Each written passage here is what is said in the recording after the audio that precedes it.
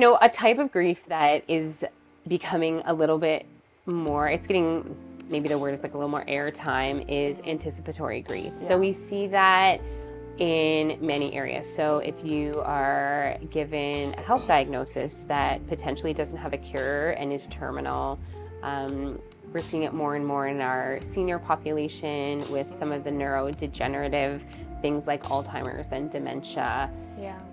There's definitely that. And I know, our experience with anticipatory grief with my grandmother was, I felt like every time the ambulance showed up at the house to take her, there was like, is this the time? Yeah.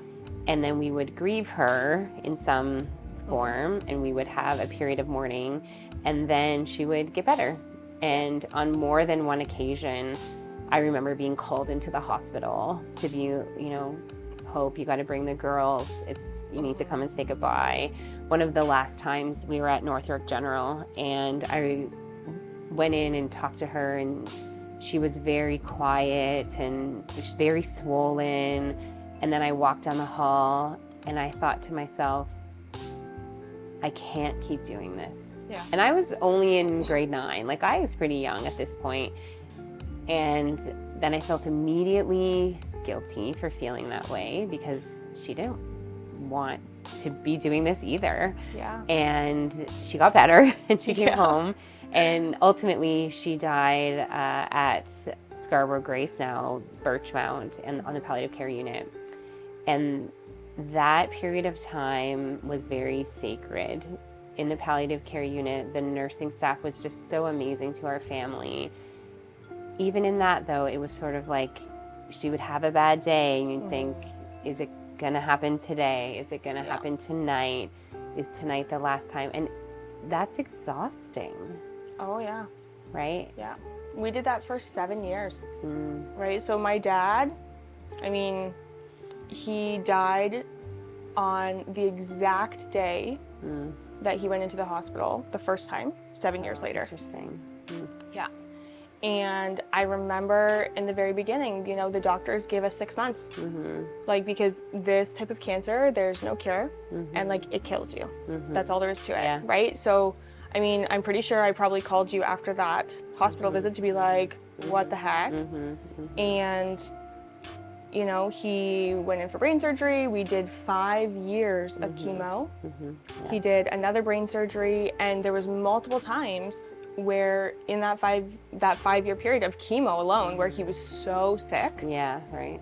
And, it was just this, I could hear him at night, throwing up because he was so sick. And I used to never sleep with my bedroom door open. And then as soon as he got sick, I started to sleep with my bedroom door open, and he would sleep with his bedroom door open because I lived at home at that point.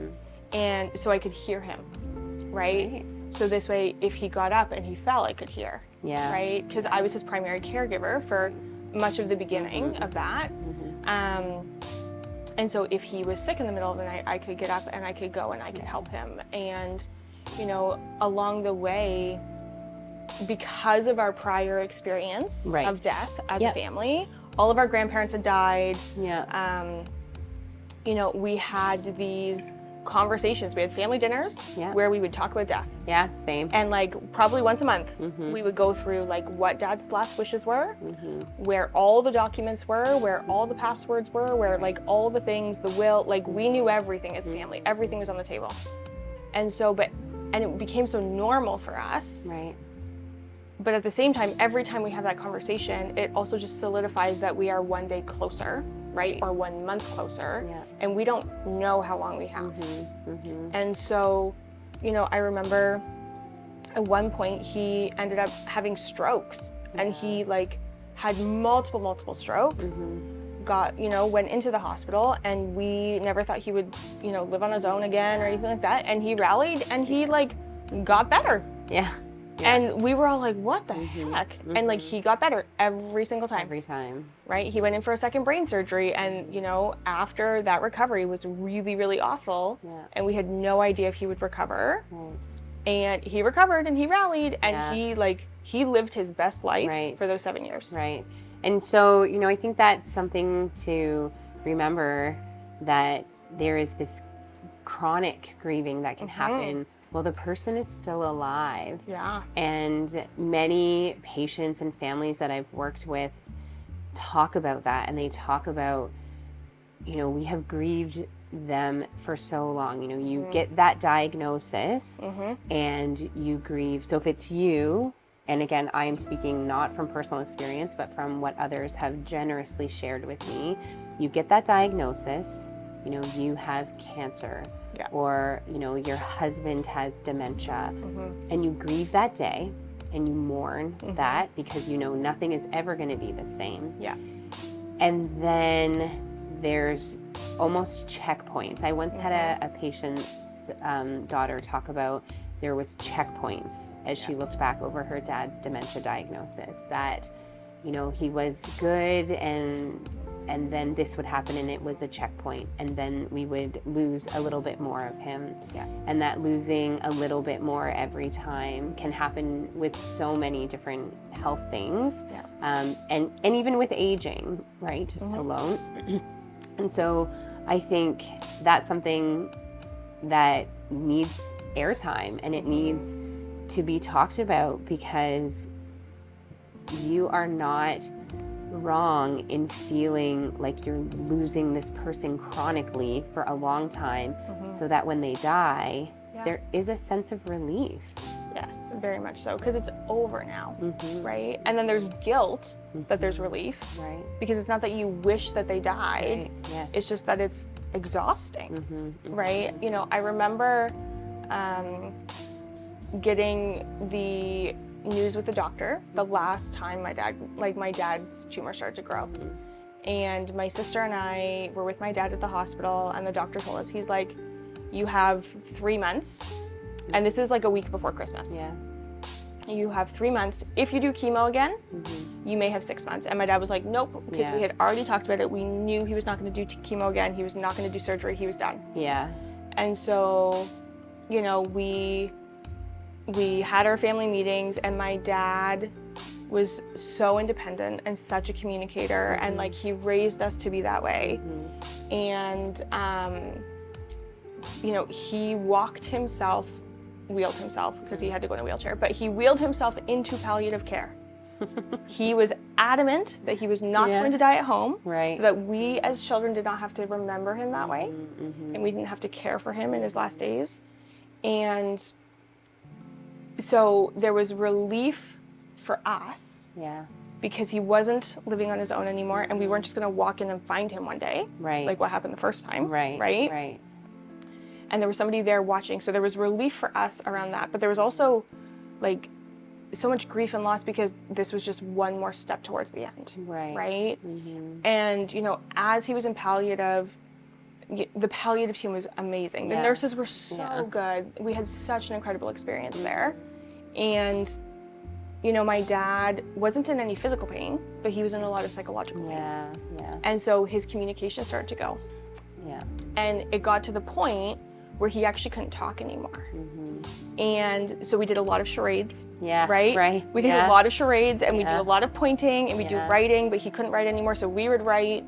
And that was so painful to watch, because he loved to talk and loved to communicate and loved to listen to people's stories, and it caused him so much pain to not be able to communicate anymore, right? And so, you know, before he lost all forms of communication, he decided that he was going to do MAID, because that was one more thing and one last thing he had control over. Right? Because he did not want to live forever in a hospital. Because his body was strong, and he was like, I don't want to live that way. Right? And so, but then with MAID at that point, there was a timeline. Right? And so there's a waiting period. And so, you know, I just remember finding out that he had signed the papers. I was actually at your house. And I found out he had signed the papers, and I actually went and threw up. That was like my initial response. And then there was this like, almost like this internal agony of the waiting, knowing it was coming, but then also at the same time, like he ended up finally doing palliative sedation, and not seeing him in pain anymore was relief. right? Yeah. And like my sister and I and my brothers, like we rotated. We would go to work and then we would go to the hospital.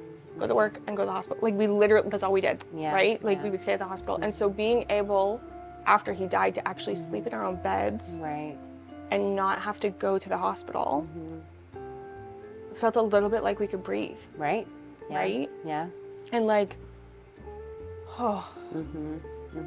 like we don't have to go back and forth anymore. Yeah. And I think that's a really common experience. And, you know, in the jobs that I do and the hats that I wear, sometimes even worse, we are sending people home from a palliative care unit, and the family is also relieved because they can have their person at home and be caring for them at home, and then sleeping in their own beds. And then when they die, again, no matter where their person dies, there is that relief, because you have seen them. You know, many people say, especially if there's been like a dementia or some type of neurodegenerative disease, they say like they weren't themselves the last, you know, months, years. We lost them years ago. And sometimes adult children will say, you know, now mom or dad can have freedom again. And so they feel that levity and some of that relief for their parent, because they watch their aging parent care for their dying parent. And you know, that's one of the dynamics as well. And all of that is so normal.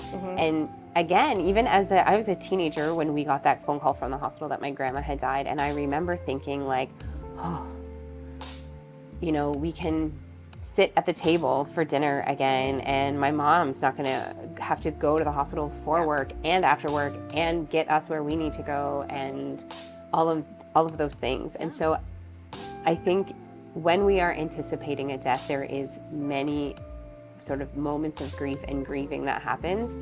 And then when they die, there's relief, and then there's grief. Yeah. Because now they're gone, and sometimes it's loss of role. So as a caregiver, you know, you and your siblings, and I know it's mainly you, was that caregiver for your dad, and many families experience this when they are the ones that give the care. Then their person is gone, and now what? Totally. What is my identity? You know, we are in a season where people are living longer than ever.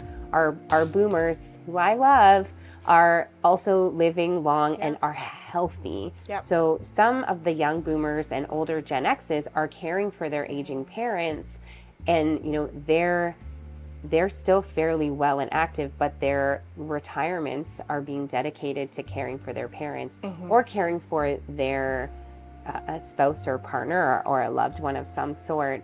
And so when they do pass, they're like, oh, I can get my life back. Oh, but wait, what is my life now?